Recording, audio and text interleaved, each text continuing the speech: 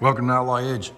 So today we're working on CONVICT, and I'm trying to get the flatbed built for this thing. And I took some clamps, and that way I can get a measurement of how wide the cab is right here, from here to the other side. And then I'll get a center mark, and I want to add 4 inches on each side so it hangs out.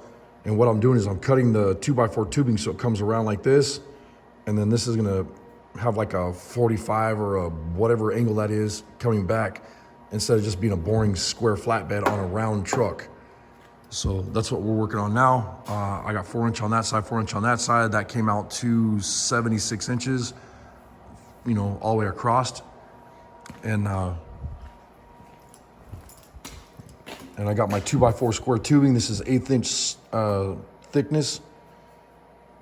And I marked it at 76, I believe is what that was. Which I'm gonna double check right now.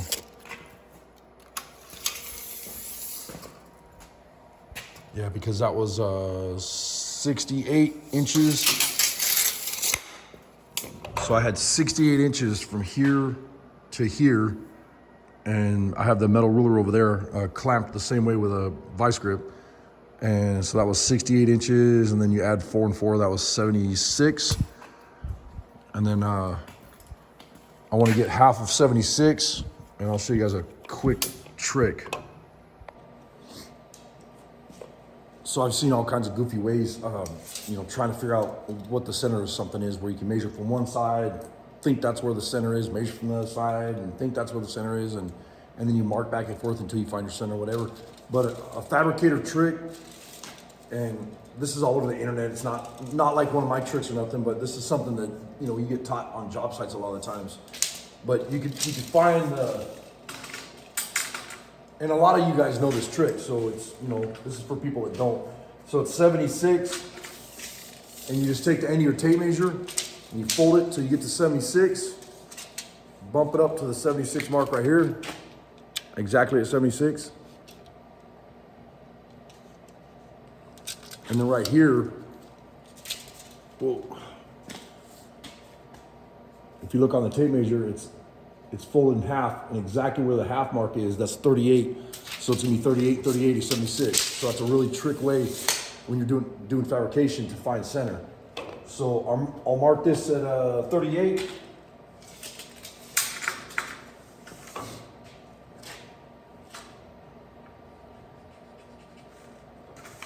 And then you double check it. And 38, 38, 76. So bam, done. Fast way to do it. And time is money. So the next thing I'm gonna do is I'm gonna get this cut, and I'm gonna use the Evolution saw to cut this. Thank you, Evolution, for sponsoring this video. And then to get the roundness that I want on these, because this tubing is gonna stand up like this. Sorry about the crappy camera work. I'm gonna try to get this line up here. So the tubing is gonna stand up obviously like this, and then I'll have a 1.5 inch or a 1 1/4. I forget what is a 2x4, 1 3/4. So it's gonna be a 2x8 is what I'm gonna be running for the wood on here. And you know, I'll have that angle iron or whatever, tubing or something down in here so that stuff sits down on it, and then I'll be able to screw that to it. But like I said, instead of having just a square flatbed like everybody on the planet does, I want to do something a little bit different. So I'll take my saw and I'll cut this, and then I'm going to put some marks in here with my grinder. I'll cut this every inch or whatever it is. That way I can get this to round around the end of that cab, so that it'll just flow around the end of the cab, and then the next one will meet it like this. So it'll have like a shape like that, if that makes sense. But I'll go ahead and get the saw set up, and we'll go from there. I don't have too much time. It's Sunday, early morning. I got so much going on today. We have meetings, and I have another guy coming to pick up a bunch of parts and stuff. So I got to get jamming on this thing. So I probably might just set up the camera and just work. Not explain a lot of stuff, because people don't understand when you're trying to work and doing the YouTube videos and stuff. It's very time consuming. I don't edit my videos, but that's one of the things is I just, point and shoot. So film what I'm doing and go for it. But I want to say thank you so much. We're almost to 40,000 subscribers right now. And like Wayne Reynolds says, there's 85% of you that don't subscribe to my channel. If you could please hit subscribe, I'd really appreciate it. But I'm gonna keep jamming on this. I'll probably just set up the tripod and do some cutting and welding and grinding and whatever, and we'll go from there. Thanks for watching. So I'll be cutting the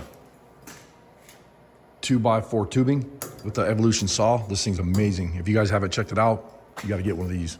And they also sent me the miter saw, which I'll be using when I'm doing the miters on the front part of the bed. And the back part of the bed, I'll be using the miter saw to, match everything up and get it where it's got a nice tight fit. So here we go. I'm gonna go ahead and get this stuff cut.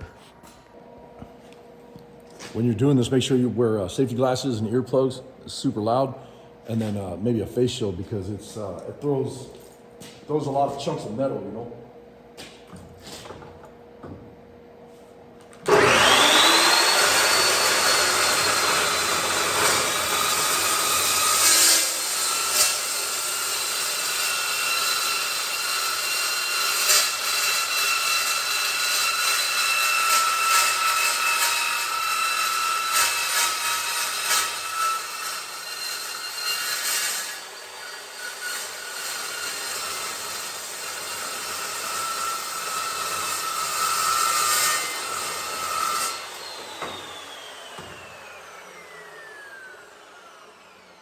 One thing I like about it, this is a cold saw, so it cold cuts, so it's not hot, and there's no sharp edges.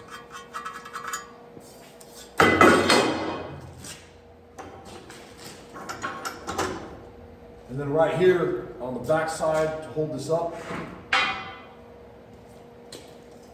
I have a 1-2-3 block, and it fits perfectly on your welding table so that you can cut something, and the tubing is sitting directly on the top of the Evolution saw base or platen. That way it's nice and square when you get your cut, it's done right, you know? So this one's done.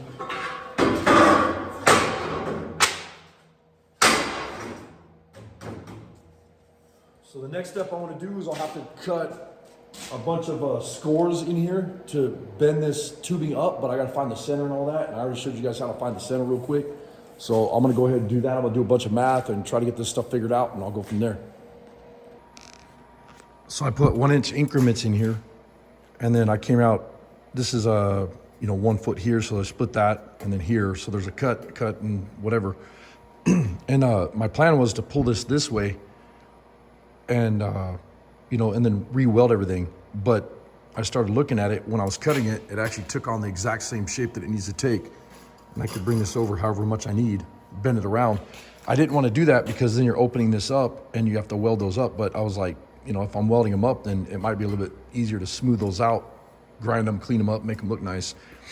And I'm not worried about this front part of the bed being messed up or not strong enough, because it's going to have that big metal 2-inch by 2-inch, 1/8-inch brace on the inside right here. So that'll be welded solid to this. So it'll still be nice and strong. So I got the piece bent where I want it.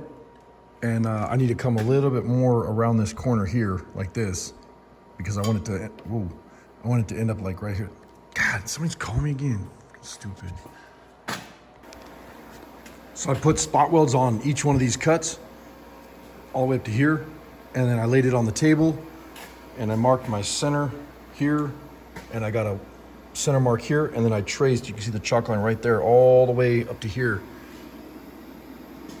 And then I went this way, and then I flipped it, and this side is off. So to make both sides matching, so that they have the exact size radius, you can do a cardboard template, use a shape checker or whatever, but I'm just doing it on my table, on my layout table. And then I noticed that it's off just a little bit, about 3/8 of an inch right here. So I need to, bring this back a little bit, and then I'll probably spot weld it to the table, and then I can go, zip all these down. But in the meantime, I'll clamp this here, here, and here so it doesn't move at all. Or I could weld it to the table, it doesn't matter. But I have the layout table that has the holes, so I'll just, clamp it and do it that way. All right, I pulled the clamps off, got this all set up, got these spot welded. The shape matches the back of the cab really nice. And so now I'm gonna start cutting my angles right here, which are gonna be like this. And then that's gonna bump up to here, and then this will be capped off. I'm not sure what I'm gonna do here yet. I might cut all the way into this thing so it has a really nice angle or whatever. But I don't want this video to get too long. Appreciate you guys watching. Watch part 2 of the flatbed build for Convict. Can't wait to get the bed on this thing. It's gonna be pretty sick. And then the next thing we'll do after we get the bed done, we'll start doing the headache rack. But hope you guys enjoyed the video. See you on the next video. Later. So on the back section here, I got it cut out. It took a little bit of time to figure out all the angles and stuff. And I didn't even film that because I just wanted to concentrate on this so I didn't screw it up because I had people coming here and bugging me. But grab this. Let me see if I can do it one-handed. Whoa. Sorry about the crappy camera work. But you can see how that's gonna fit like that. So it should be pretty badass. All right, well, that was a pain in the ass. I flipped the bed over by myself, and it's pretty heavy. But this is the back part here. The bed is now upside down, so the top is right here. And this is like where your license plate would go, and your, your taillights would be up top right here, and then your receiver hitch. But I'm building the back piece now, trying to get that all set up. And I put a middle brace in here because this is gonna be something that's gonna hold that receiver hitch down at the bottom, so it has tons of strength. And then it'll have a bumper down here, a little short bumper that, will have my receiver hitch and everything. That way it locks it all into that. And then I'll be building gussets from here to here. And then that'll have the flatbed, or not flatbed, the mud flap mounts and everything going to that. And then it'll have a bunch of cross bracing going across this too. But I'm gonna cut this video short. Get out of here. It's late Sunday night. And I guess I'll show you the next video when we get after it. See you guys on the next one. Later.